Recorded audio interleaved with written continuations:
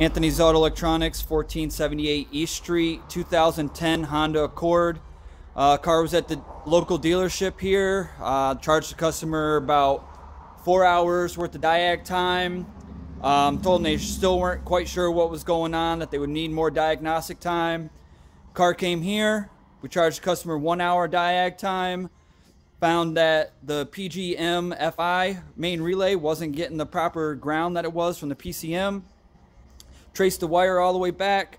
Found where somebody had tested in a previous thing.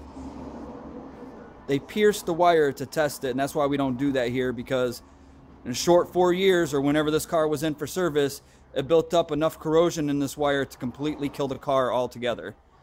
Once again, that's Anthony's Auto Electronics, 1478 East Street, taking care of all your electronic needs.